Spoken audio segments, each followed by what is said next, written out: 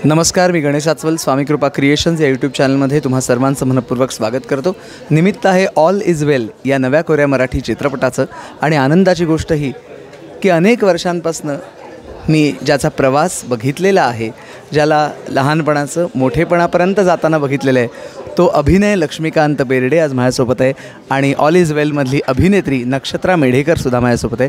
तुम्हाला दोघांनाही शुभेच्छा.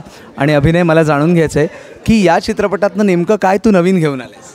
नवीन म्हणजे मी पहिल्यांदा अशी विनोदी भूमिका करतो आहे. आणि त्याचबरोबर माझ्या आजूबाजूला जी नटमंडळी आहेत तेही त्याच ताकदीचे विनोदवीर आहेत.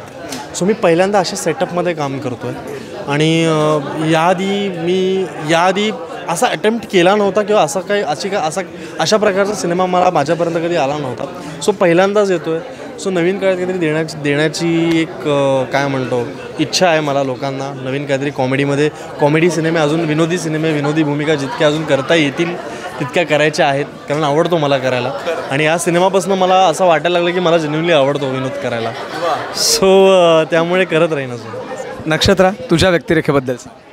माझी व्यक्तिरेखा म्हणजे तुम्ही ट्रेलर बघून तर तुम्हाला कळलंच असेल की मी एका रिपोर्टरच्या भूमिकेत आहे. आणि मला असं वाटतं काहीतरी वेगळं, म्हणजे बिईंग ॲन ॲक्टर तुम्ही दरवेळेस तुम्हाला काहीतरी वेगवेगळं कॅरेक्टर मिळत असतं. पण रिपोर्टरचं कॅरेक्टर करताना एक विशेष गंमत येत होती, कारण मीडिया रिलेटेड आहे पण still she has to be very poised, on point.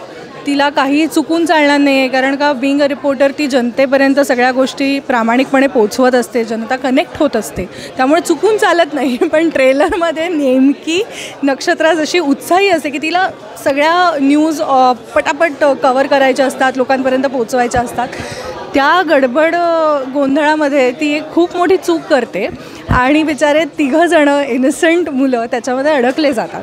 पण ती तेवढीच प्रामाणिकसुद्धा आहे, त्यामुळे ती तिची चूक ॲक्सेप्ट करते आणि त्याचं प्रायश्चित्त म्हणून ती त्यांना घरीसुद्धा घेऊन येते काकांच्या राहायला. आणि मग त्याच्यानंतर ज्या काही गमती जमती घडतात, त्याच्यानंतर तिचं कसं बॉन्ड होतं त्या तिघांबरोबर, अशी ओव्हरऑल जर्नी होती.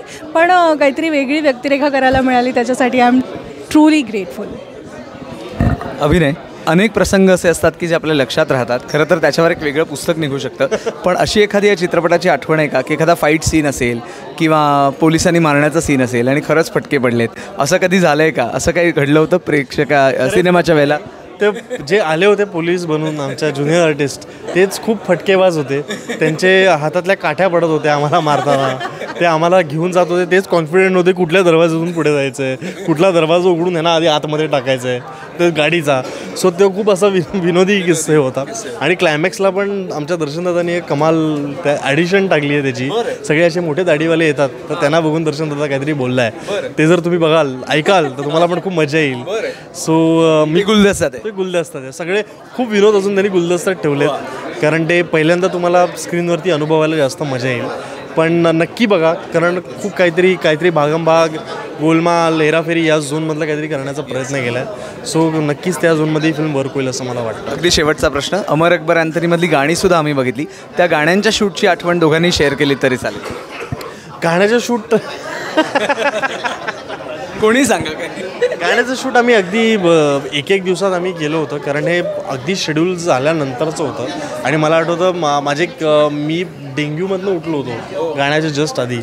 सो ते सगळं करून आम्ही गाणं वगैरे शूट केलं होतं. मला परत लंडनला जायचं होतं. खूप गडबडमध्ये ते झालं होतं. बट अगेन आम्ही खूप मजा केली. ते गाण्यामध्ये पण खूप गोष्टी आम्ही केल्या होत्या. आणि ते लोणावळ्यात आम्ही आय थिंक आपलं गाणं शूट केलं होतं. आपलं जो रोमॅन्टिक गाणं आहे ते लोणावळ्यात कुठेतरी केलं होतं ना आपण. हो, स्टुडिओमध्ये केलं होतं. आठवत आहे ना? सिनेमा आठवतो ना, ऑल इज वेल आपण आता केला ट्रेलर लॉन्च. सो अशाच गमती घडत असतात. नक्षत्राला शूट केलेलं आठवत नाही, पण ऑल इज वेलचं आपण आवाहन करू. तिलाही कळेल. पण सांगा प्रेक्षकांना की सिनेमा बघायला. प्लीज प्लीज सगळ्यांना विनंती आहे की 27 जूनला आपल्या जवळच्या थिएटर्समध्ये जाऊन ऑल इज वेल नावाचा आमचा हा नवीन चित्रपट आवर्जून पहा. कारण मला असं वाटतं फुल ऑन 2 तास फुल टाईमपास फॅमिली एंटरटेनमेंट फिल्म आहे, ज्याच्यामध्ये कुठल्याही प्रकारची वल्गर कॉमेडी झालेली नाही आहे. खूप छान निखळ जोक्स आहेत, सिच्युएशनल कॉमेडीज आहेत. सो आय थिंक प्रेक्षकांना खूप दिवसांनी असं काहीतरी बघायला खूप आवडेल. सगळ्या वयोगटातली माणसं हे बघू शकतात, अगदी लहान मुलांपासून ते अगदी आजी आजोबांपर्यंत ही फिल्म थरोली एन्जॉय केली जाऊ शकते. सो प्लीज 27 जूनला 27 जूनला जवळच्या चित्रपटगृहात नक्की आमची फिल्म पहा. आणि हो, व्हिडिओला लाईक करा, शेअर करा आणि चॅनलला सबस्क्राईब करा स्वामी कृपा क्रिएशन्स. धन्यवाद, शुभेच्छा.